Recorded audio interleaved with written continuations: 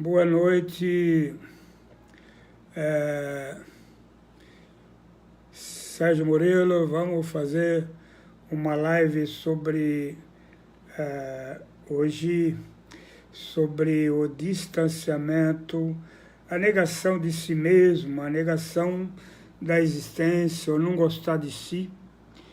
E estou aqui acima da linha do Equador, numa noite calorosa, o vento do mar entrando aqui pela janela e trazendo um cheiro do mar, um cheiro salgado.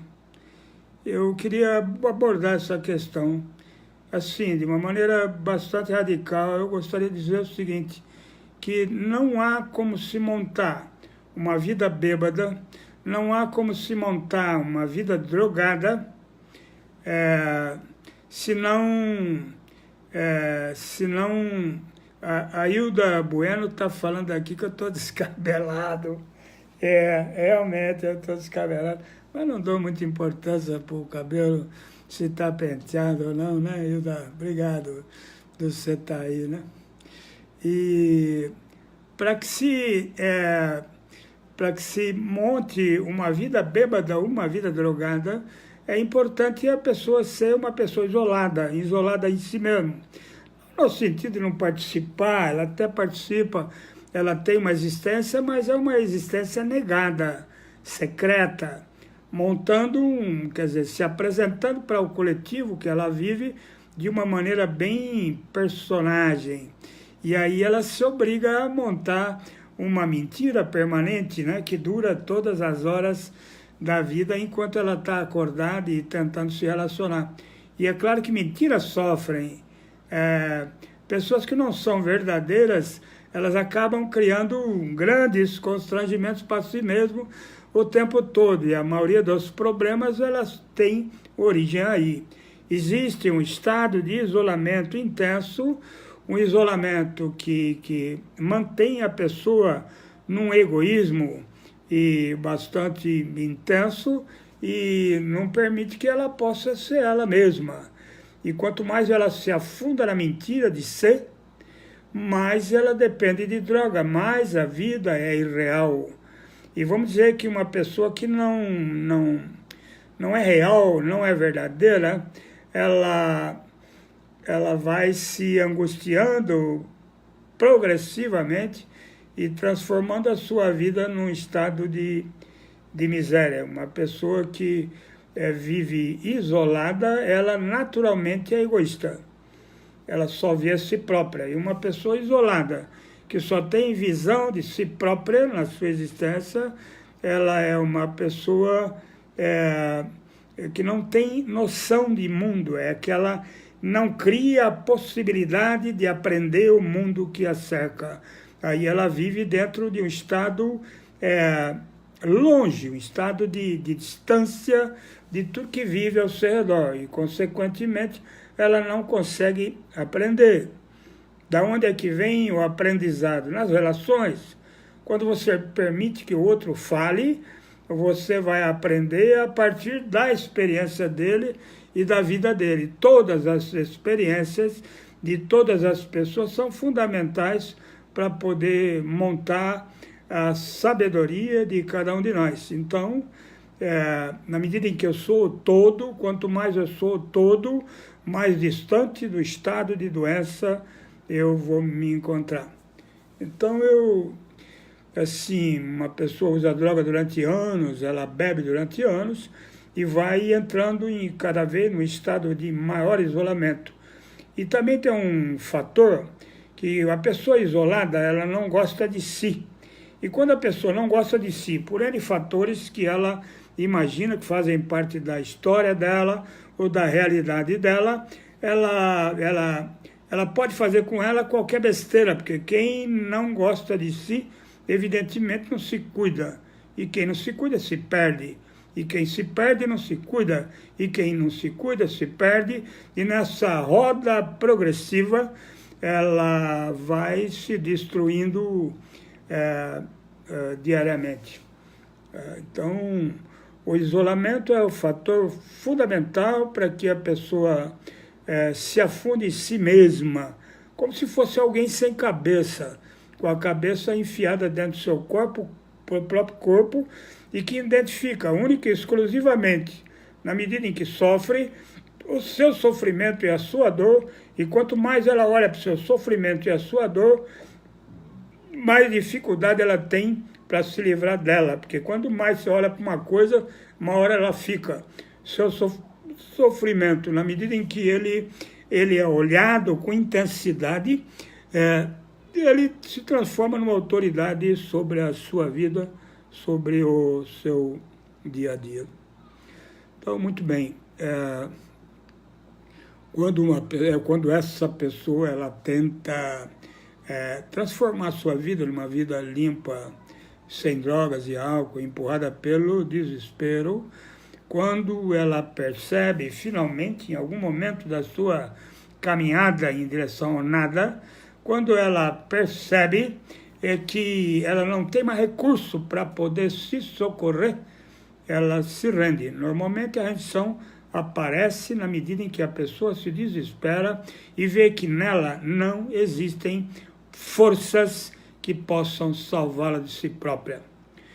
E aí ela, na marra, ela se abre para o outro. A chegada do outro, ela é fundamental.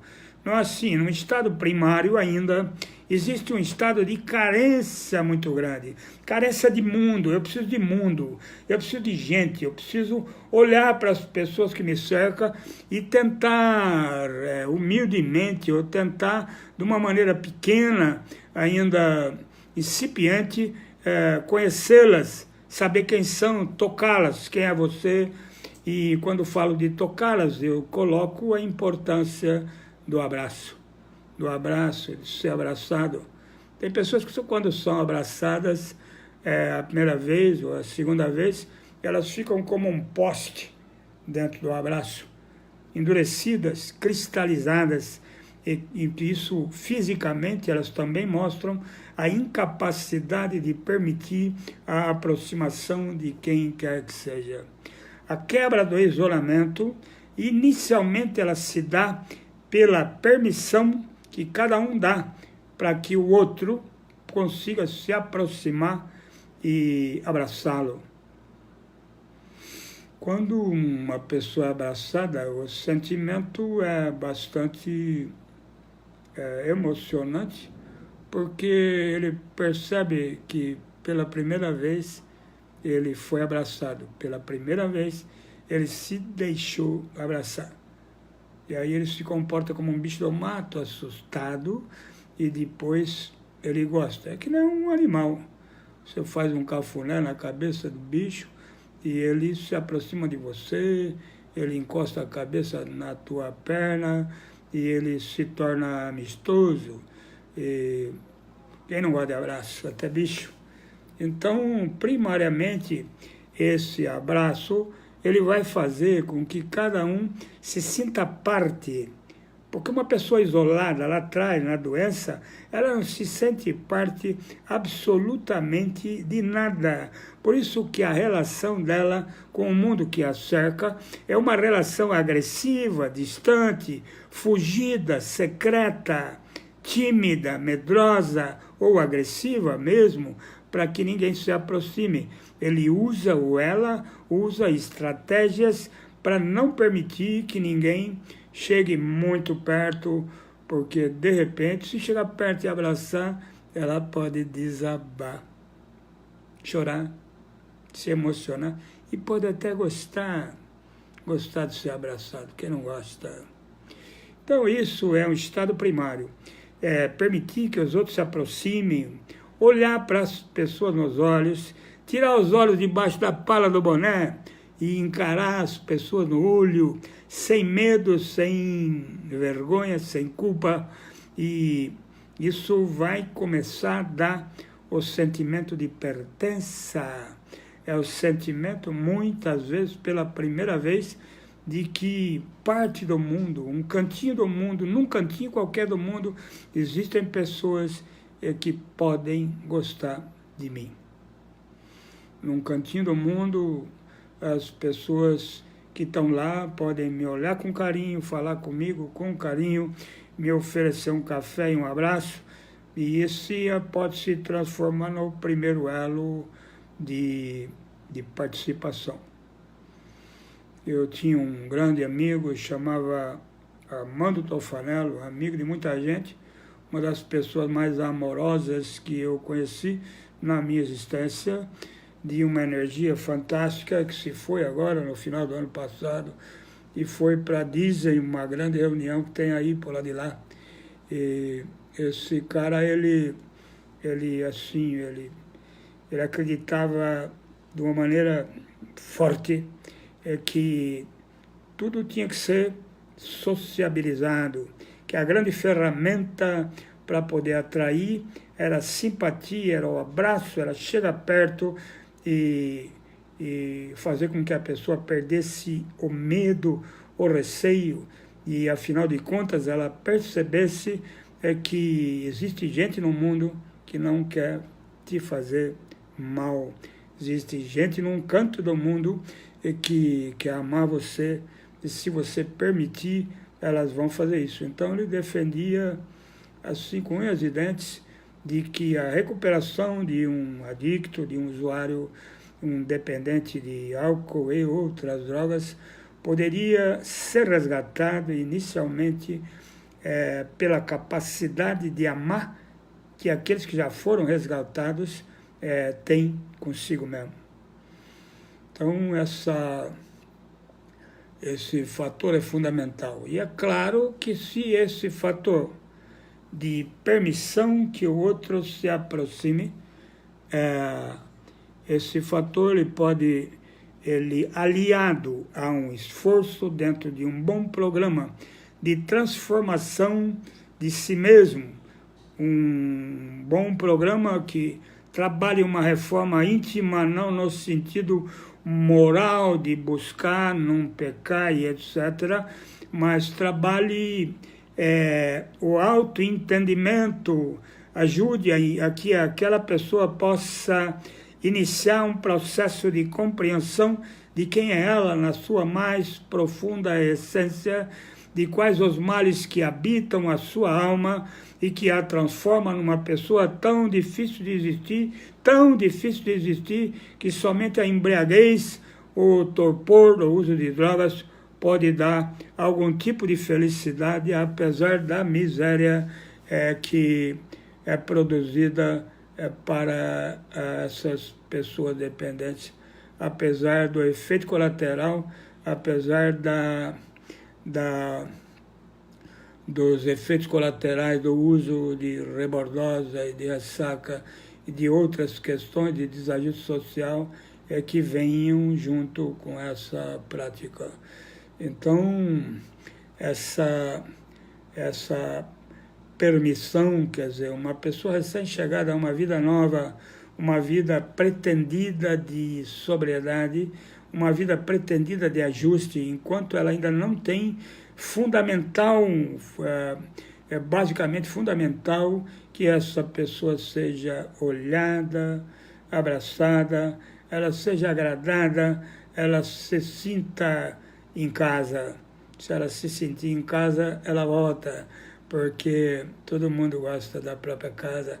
Essa sensação de voltar a algum lugar onde você possa se sentir seguro é fundamental para que você coloque a sua âncora num porto seguro para poder seguir em frente e encarar a sua realidade histórica e a sua realidade momentânea e conseguir perceber em si mesmo quais as razões que a transformaram num dependente de álcool e outras drogas.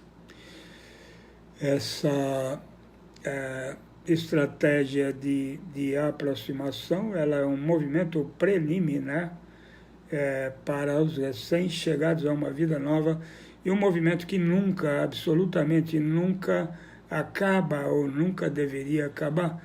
Ninguém, absolutamente ninguém, deveria ser hostilizado, abandonado, jogado fora porque um dependente, um adicto, porque uma pessoa que rompeu pelo sofrimento que o seu uso de substância, originado no seu uso de substância, ela necessita a qualquer custo, durante todo o tempo, se sentir aceita, amada, querida, notada, vista, e que ninguém seja repudiado por qualquer motivo que seja, porque, afinal de contas, todos estão num processo de crescimento, se assim eles quiserem.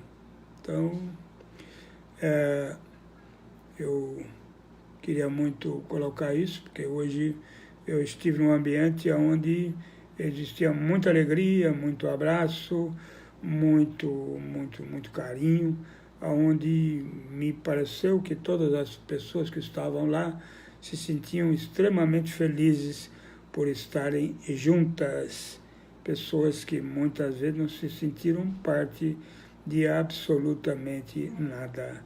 E essas pessoas passam a se sentir parte, e se sentir parte é entender que o outro o ama, o outro lhe quer bem, e o outro está ali única e exclusivamente para te ajudar e ser ajudado, numa troca de energia positiva que não acaba nem depois de morto. É isso. Essa é uma tarde de domingo, tem um vento aqui entrando pela janela, uma brisa suave que vem do mar aberto aí fora e que nos toca e que nos pacifica e que tira do nosso coração o grito de gratidão. Obrigado pela vida, pelo entendimento, pelo processo de evolução, de crescimento, pelo processo de busca de novos estados de consciência que possam suprir a minha necessidade de paz. Um bom domingo, um bom descanso a todos e uma ótima semana que está aí se aproximando, né, para iniciar outubro com um novo vigor. Um beijo no coração, fica com Deus.